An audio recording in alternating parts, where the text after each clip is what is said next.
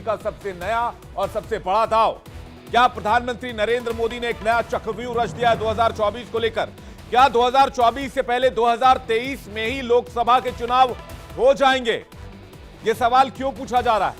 और क्या मोदी के मास्टर स्ट्रोक से विपक्ष का नया गठबंधन इंडिया अब फंसता नजर आ रहा है? यह नया गठबंधन, यह मोदी का ऐसा मास्टर स्ट्रोक है जो न सिर्फ देश की व्यवस्था में बड़ा बदलाव लाएगा, बल्कि इसका बहुत बड़ा राजनीतिक असर भी दिखेगा।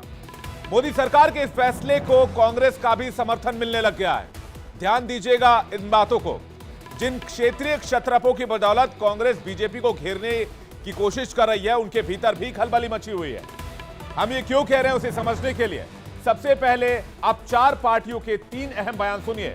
उसके बाद इस खबर की परत दर परत डिटेल आपके सामने रखेंगे और आपको बताएंगे वन नेशन वन इलेक्शन से देश को क्या फायदा होगा। वन नेशन वन इलेक्शन की थ्योरी कब से चली आ रही है? इस देश में वन नेशन वन इलेक्शन कब कब कराए गए? समय से पहले चुनाव कब कब हुए? सारी डिटेल आज के शो में, लेकिन पहले बयान सुनिए। अगर कराते तो हमें कोई तकलीफ नहीं, हमारी पूरी तैयारी है। विधानसभा के भी है, लोकसभा के अंदर है, और हम लोग मुकाबला करेंगे उनका। ये सरकार कुछ भी कह सकती है, कुछ भी कर सकती है। इस सरकार को रहते हुए देश बहुत चिंतित है, लोकतंत्र खतरे में है। ये नहीं हो सकता है, ये भारत के संविधान के खिलाफ होगा, क्योंकि फेडरलिज्म भारत के संविधान के बेसिक स्ट्रक्चर का हिस्सा है। कर्नाटक में हालिया इलेक्शन हुआ, क्यों दूसरे स्टेट्स करेंगे? तो वन नेशन वन इलेक्शन मुझे लगता है कि अनकॉन्स्टिट्यूशनल होगा, फेडरलिज्म के खिलाफ होगा। वन नेशन वन इलेक्शन की बात पहले भी चली थी, तो इस पर भी बाकायदा डिस्कशन होना चाहिए, और डिस्कशन होने की कोई बात, कोई निर्णय लेना चाहिए। लेकिन ये है कि गवर्नमेंट निर्णय ले चुकी है और केवल संसद का सेशन बुला के उस पर ठप्पा लगाने की बात कर रही, तो बात दूसरी। मतलब पीएम मोदी के मास्टर स्ट्रोक से विपक्ष बटा हुआ नजर आ रहा है। कांग्रेस के 3 नेता अशोक गहलोत, अशोक चौहान और टीएस सिंहदेव तो एक चुनाव एक नेशन का समर्थन कर चुके हैं, जबकि क्षेत्रीय पार्टियों के बीच उलझन वाली स्थिति नजर आ रही है। अब इसके बाद वन नेशन वन इलेक्शन से फायदा क्या है, नुकसान क्या है, कितना संभव है, क्या ऐसा हो सकता है, कितना असंभव है, ऐसा करने में चुनौतियां क्या है? इस तरह के जितने भी आपके सवाल जहन में उठ रहे होंगे, बिल्कुल आसान शब्दों में सबके जवाब आज हम आपको देने की कोशिश करेंगे, जो किसी भी आम इंसान को आराम से समझ में आ सके। इसलिए इस शो में सबसे पहले एक देश एक चुनाव से जुड़े 10 अहम सवालों के जवाब आपके सामने रखते हैं। सवाल नंबर 1, एक देश एक चुनाव आखिर क्या है? एक देश एक चुनाव क्या है? पहला सवाल, इसका जवाब आपको बताएं। दरअसल पूरे देश में एक साथ चुनाव की प्रक्रिया है। और अगला सवाल क्या है, यह भी आप देख लीजिए कि एक देश एक चुनाव पर नियम और प्रक्रिया क्या है। तीसरा सवाल, एक चुनाव को लागू करना आखिर कितना आसान और कितना मुश्किल है। चौथा सवाल, मोदी सरकार ने एक चुनाव पर कितनी तैयारी कर रखी है। पांचवा सवाल, पूर्व राष्ट्रपति रामनाथ कोविंद को ही कमेटी का अध्यक्ष क्यों बनाया गया। छठा सवाल, एक देश एक चुनाव से क्षेत्रीय पार्टियों में डर क्यों बढ़ रहा है। सातवां सवाल, एक देश एक चुनाव के पक्ष और विपक्ष में दलीलें क्या हैं। आठवां सवाल, एक देश एक चुनाव के फायदे और नुकसान क्या हैं। नौवां सवाल, एक देश एक चुनाव लागू करने के लिए देश कितना तैयार है, इस देश की जनता कितनी तैयार है। और 10वां और आखिरी और बड़ा सवाल, भारत के बाहर किन किन देशों में एक देश एक चुनाव लागू है, किन किन देशों में एक देश एक चुनाव होते हैं। अब सबसे पहले समझिए क्या है एक देश एक चुनाव, और अगर यह लागू हो गया तो क्या होगा, यानी कि आपके पहले सवाल का पहला जवाब। फिलहाल लोकसभा और विधानसभा के चुनाव का कोई तालमेल नहीं है। कभी कभी ही ऐसा होता है कि कुछ राज्यों के चुनाव लोकसभा की टाइम में पड़ जाते हैं, तो उसे एक साथ करा लिया जाता है। जैसे 2019 में लोकसभा के साथ ही अरुणाचल प्रदेश, आंध्र प्रदेश और ओडिशा विधानसभा चुनाव कराए गए थे। लेकिन फिर क्या हुआ, बस 6 महीने के भीतर महाराष्ट्र और हरियाणा में चुनाव हुए। तो लोकसभा चुनाव से 6 महीने पहले तेलंगाना, मध्य प्रदेश, छत्तीसगढ़, राजस्थान में विधानसभा चुनाव हुए थे। मतलब यह सिलसिला चलता रहता है। चुनाव आयोग का तो यही काम है, लेकिन इसमें देश का समय और देश का बहुत सारा पैसा जाया होता है। लेकिन अगर एक देश एक चुनाव वाली व्यवस्था लागू होती है तो एक साथ सारे चुनाव करा लिए जाएंगे और इससे समय भी बचेगा, पैसों की भी बचत होगी। देश में लोकसभा और सभी राज्यों की विधानसभाओं के चुनाव एक साथ होंगे। इसकी व्यवस्था भारतीय संविधान में की गई है। यह संविधान के विरोध में नहीं है। अलग अलग राज्यों के विधानसभा का कार्यकाल अलग अलग समय पर पूरा होता है और इसी वजह से राज्यों के विधानसभा का चुनाव एक साथ या लोकसभा के साथ नहीं हो पाता है। प्रधानमंत्री मोदी के जहन में यह बात बहुत पहले से है, जो देश को विकास के रास्ते पर दौड़ाने में और मदद करेगी।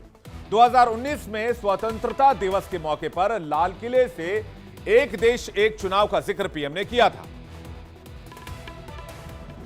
और आज देश में व्यापक रूप से चर्चा चल रही है, एक देश एक साथ चुनाव। ये चर्चा होनी चाहिए, लोकतांत्रिक तरीके से होनी चाहिए और कभी न कभी एक भारत श्रेष्ठ भारत के सपनों को साकार करने के लिए और भी ऐसी नई चीजों को हमने जोड़ना होगा। तब से लेकर अब तक कई मौकों पर प्रधानमंत्री मोदी समेत बीजेपी की ओर से एक देश एक चुनाव की बात और वकालत होती रही है, लेकिन विपक्ष की ओर से ज्यादातर पार्टियों में डर का माहौल है। डर क्यों है यह भी जानना आपके लिए जरूरी है। क्यों विपक्षी दल डर रहे हैं, इसके लिए आज की ताजा तस्वीर देखिए। मुंबई में एक साथ कई पार्टियों के नेता एक मंच पर आए और सब 2024 में एक साथ मोदी को हराने के मिशन पर लगे हुए हैं, लेकिन इनमें से कई चेहरे ऐसे हैं जो विधानसभा में एक दूसरे के खिलाफ लड़ते हैं, लेकिन इन्हें पता है कि लोकसभा में उनकी हिस्सेदारी बहुत ज्यादा नहीं होती, इसलिए वो अदावत को भूलकर थोड़े थोड़े फायदे के लिए लोकसभा चुनाव साथ लड़ने पर राजी हो गए हैं। जैसे आम आदमी पार्टी ने ही पंजाब, दिल्ली में कांग्रेस से सत्ता छीन ली, गोवा, गुजरात में कांग्रेस को नुकसान पहुंचाया, लेकिन यहां मंच पर आम आदमी पार्टी और कांग्रेस एक साथ है। ममता बनर्जी और लेफ्ट पश्चिम बंगाल में एक दूसरे के खिलाफ चुनाव लड़ते हैं, लेकिन यहां लेफ्ट, टीएमसी और कांग्रेस तीनों एक साथ एक मंच पर आ गए।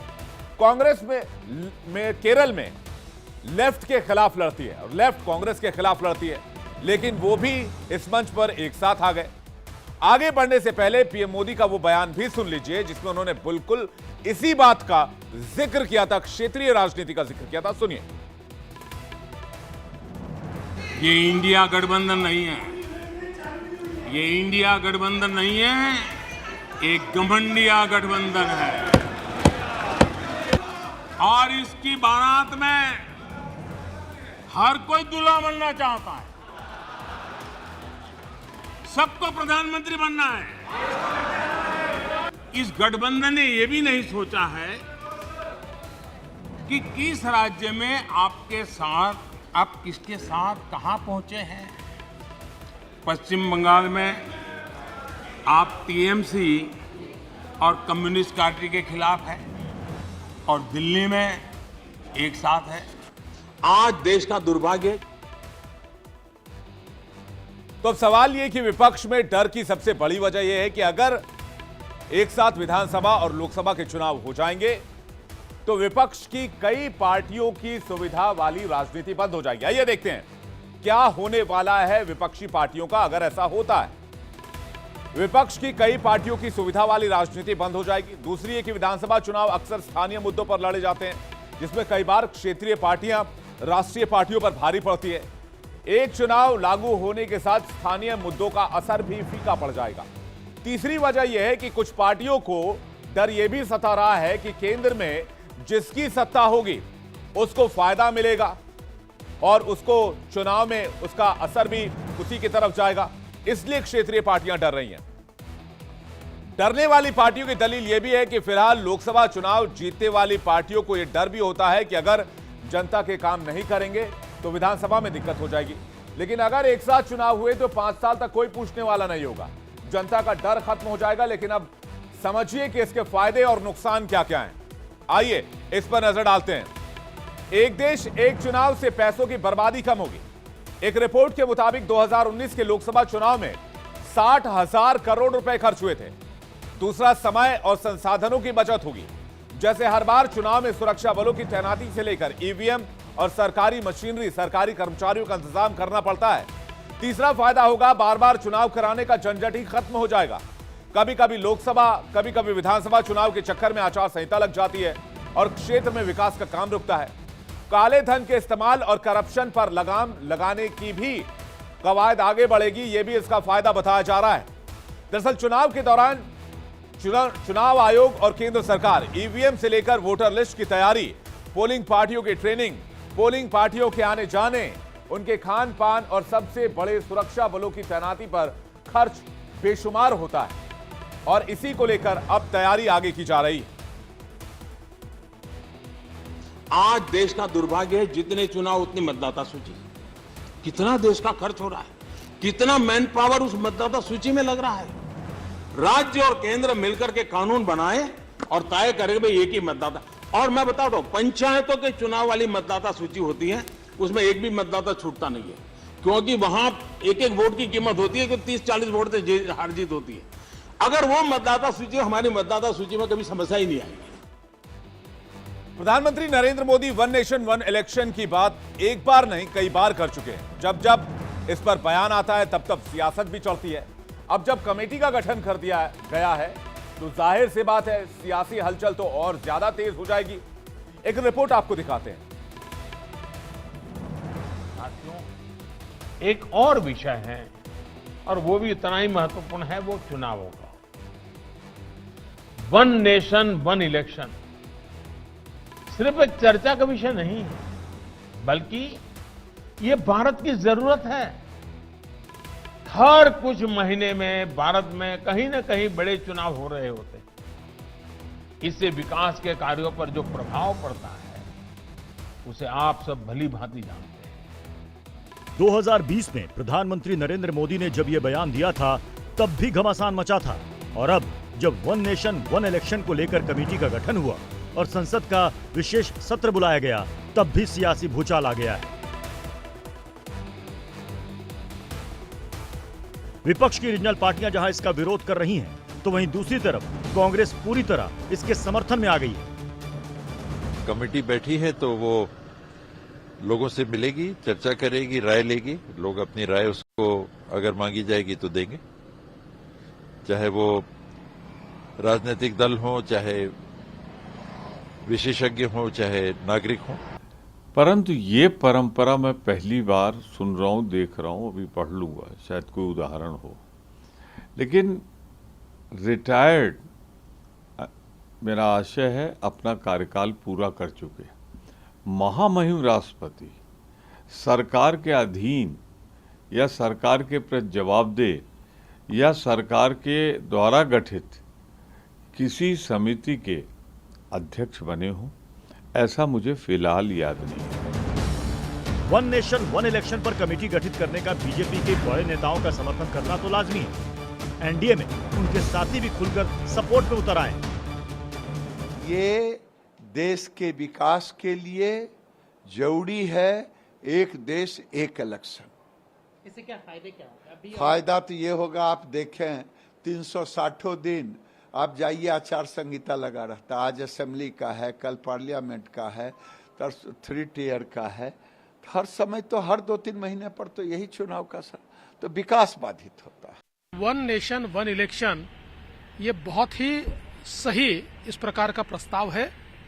देश में लगातार चुनाव चलते रहते, आधा श्रम ये चुनाव में चला जाता है।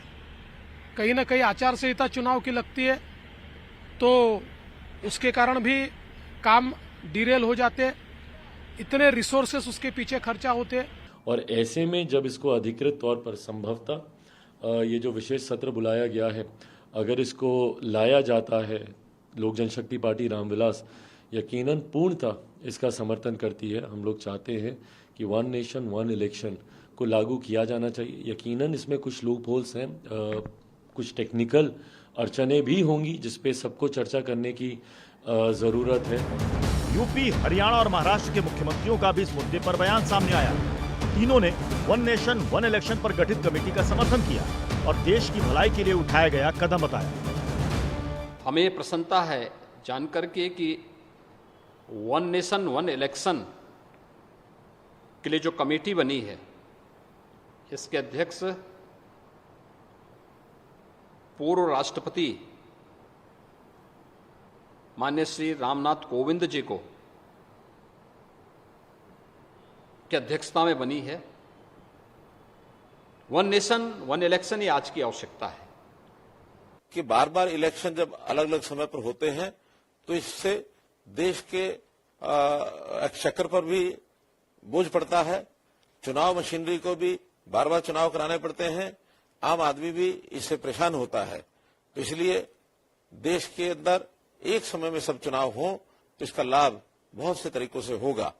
सही माने थे वन नेशन वन इलेक्शन, ये इसका मैं स्वागत करता हूं और इसकी वजह से जो हर चुनाव में लोगों के पैसे खर्च होते हैं इसमें काफ़ी बचत हो सकती है और ये पैसे जो है लोगों के स्कीम के लिए, रिफॉर्म्स के लिए काम आ सकते हैं। विपक्षी दल वन नेशन वन इलेक्शन का विरोध तो खुलकर नहीं कर पा रहे, लेकिन कमेटी के गठन के समय को लेकर सवाल जरूर उठा रहे हैं।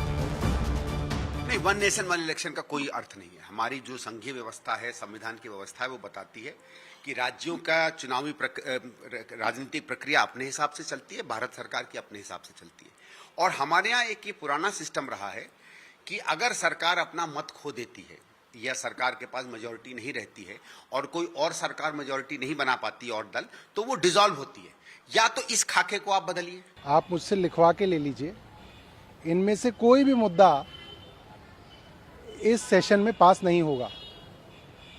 सिर्फ और सिर्फ भारतीय जनता पार्टी की केंद्र सरकार की घबराहट है, जिसके कारण अखबारों में और टीवी में नया नैरेटिव बनाने के लिए आनन फानन में खबर डाली गई है। नहीं, पूर्व राष्ट्रपति की सेवाएं सरकारी कार्यक्रम के लिए इस्तेमाल नहीं की जानी चाहिए। जब चुनाव सर पर है, ऐसी कमेटी का निर्माण करके चुनाव को टालने का प्रयास नहीं होना चाहिए। तीसरा, संविधान संशोधन के बगैर ये कार्य पूरा नहीं हो सकता। संविधान संशोधन के लिए संसद में 2/3 का बहुमत चाहिए, जो नहीं है। लिहाजा ये फॉल्स, फैब्रिकेटेड और चुनाव टालने के लिए और कंफ्यूजन क्रिएट करने के लिए की गई कार्रवाई है। हम इसका विरोध करते हैं। नेताओं की बयानबाजी से एक बात तो साफ है कि सत्ता पक्ष जहां वन नेशन वन इलेक्शन को लेकर क्लियर है, तो वहीं विपक्ष अभी भी कंफ्यूज है कि उसे समर्थन करना है या नहीं। यही वजह है कि इस मुद्दे को पीएम मोदी का विपक्ष के लिए रचा गया चक्रव्यूह कहा जा रहा है, क्योंकि पीएम के इस ब्रह्मास्त्र से विपक्षी गठबंधन में दो फाड़ नजर आने लगा है।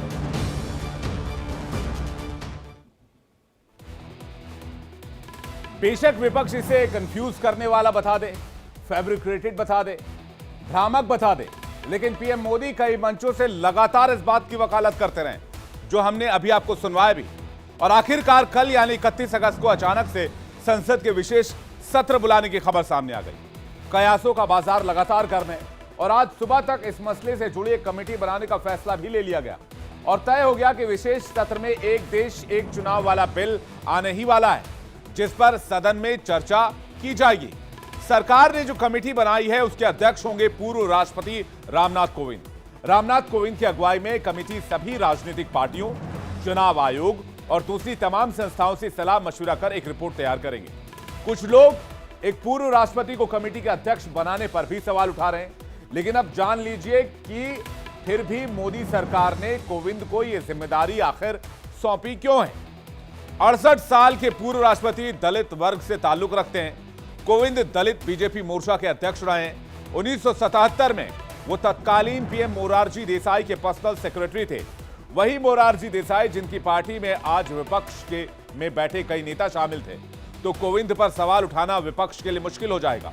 कोविंद राज्यसभा सांसद के साथ साथ राज्यपाल भी रह चुके हैं। कोविंद सुप्रीम कोर्ट के वकील भी रह चुके हैं। और आपको बता दें, यानी रामनाथ कोविंद की प्रोफाइल से समझा जा सकता है कि उन्हें राजनीति, संविधान और कानून इन सब की बारीकी से समझ है और इससे भी ऊपर वो बड़ा दलित चेहरा भी है। इस लिहाज से कमेटी में उनकी नियुक्ति पर, उनके फैसलों पर सवाल उठाना विपक्षी पार्टियों के लिए मुश्किल हो जाएगा। आपको बता दें कि खुद रामनाथ कोविंद भी 2018 में एक भाषण में कह चुके हैं कि बार बार चुनाव न केवल मानव संसाधनों पर भारी बोझ डालते हैं, बल्कि आदर्श आचार संहिता के कारण विकास के काम में रोड़ा भी अटकाते हैं। विशेष सत्र के लिए ऐलान भी हो गया है, कमेटी भी बन गई है। लेकिन अब बात करते हैं एक देश एक चुनाव को लागू करना कितना आसान या कितना मुश्किल है। इसका जवाब यह है कि यह काम आसान तो बिल्कुल भी नहीं है। इसके लिए बीजेपी को सभी स्टेक होल्डर यानी सहयोगियों को, विपक्षी पार्टियों को मनाना होगा। जिन राज्यों में हाल फिलहाल चुनाव हुए हैं, नई सरकार बनी है, वहां बात कैसे बनेगी, इसे लेकर सवाल है। अब बिहार को ले लीजिए। अब अगर हम पूरे देश की बात करें तो उसको लेकर किस तरह की स्थिति बन रही है, चलिए बिहार से शुरू करते हैं। बिहार में 2020 में चुनाव हुए और अभी करीब 2 साल का और कार्यकाल वहां की सरकार का बाकी है। पंजाब की बात कर लीजिए, वहां तो 2022 में ही चुनाव हुए हैं। गुजरात में भी 2022 में ही चुनाव हुए और अभी 4 साल का कार्यकाल इन दोनों राज्यों में बाकी है। हिमाचल प्रदेश के साथ, गुजरात के साथ साथ वहां भी चुनाव हुए। कर्नाटक में तो अभी 6 महीने पहले ही चुनाव हुए हैं। वहां का क्या करेंगे, 4.5 साल का कार्यकाल बाकी है। उत्तर प्रदेश और उत्तराखंड में भी 2022 में चुनाव हुए हैं। वहां की सरकारों के कार्यकाल भी 4 साल के बाकी हैं। यानी वो राज्य जहां विधानसभा चुनाव और लोकसभा चुनाव में 1 से 2 साल का अंतर है। पूरी उम्मीद है कि जैसे ही बीजेपी संसद में इस बिल को लेकर आएगी, खासकर क्षेत्रीय पार्टियां इसका पुरजोर तरीके से विरोध करेंगी। अखिलेश यादव ने इसी से जुड़ा हुआ एक बहुत बड़ा बयान दिया और उत्तर प्रदेश का सवाल उन्होंने सीधा पूछ लिया। सुनिए अखिलेश यादव को। वन इलेक्शन पे क्या कहना चाहेंगे? ये वन नेशन वन इलेक्शन अगर यूपी में हो जाए इलेक्शन, देखिए ये केवल इंडिया मीट जो हो रही थी उसको डिस्ट्रैक्ट करने के लिए बोला गया है। और अगर आपको याद होगा, पिछली बार भी जब मीटिंग हुई थी तो उन्होंने अलग से मीटिंग की थी।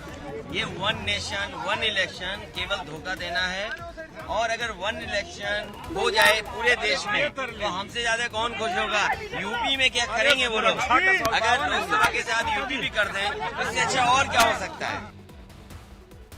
वन नेशन वन इलेक्शन की बात है तो पहले मोदी जी को हम सजेस्ट करना चाहते हैं कि वन नेशन वन इनकम कर दे पहले, ताकि सब लोगों का एक जैसा, एक समान जैसा इनकम हो। बेरोजगारी है, गरीबी है, पहले वन नेशन वन इनकम तो करें। इसके लिए कमेटी बनाए। बेकार की बात कर रहे हैं वन नेशन वन इलेक्शन की। वन नेशन वन इनकम होना चाहिए। और जहां तक बात है, अभी ये कह रहे हैं कि वन नेशन वन इलेक्शन, बाद में कहेंगे कि केवल जो है केंद्र सरकार, केंद्र का ही चुनाव हो, राज्यों का खत्म कर देंगे। फिर बाद में बोलेंगे कि one nation one leader, one nation one party, one nation one language, एक भाषा, वन नेशन वन पहलवान, वन नेशन वन रिलीजन। ये सब बेकार की बातें हैं, कहीं चलने वाला नहीं है। अब बीजेपी के पास 2 विकल्प हैं। या तो जहां बीजेपी की सरकार है और अगले 6 महीने में चुनाव होने, उसे बर्खास्त कर दूसरी पार्टियों पर दबाव बना सकती है। कुछ भी हो, इस मुद्दे पर इस मामले का सुप्रीम कोर्ट में जाना भी अभी से तय माना जा रहा है। अब एक और सवाल, क्या हम तैयार हैं वन नेशन वन इलेक्शन के लिए? इसे समझना भी बहुत जरूरी है। अगर चुनाव एक साथ होने लगेंगे तो 28 राज्यों और 140 करोड़ की जनता वाला हमारा देश इसके लिए कितना तैयार है? इसे समझने के लिए देख लीजिए कि हमारे देश में आखिर चुनाव कैसे होते हैं, कैसे कराए जाते हैं, कितने चरण में कराए जाते हैं। लोकसभा चुनाव 2014 का अगर हम बात करें तो 9 फेज में कराए गए।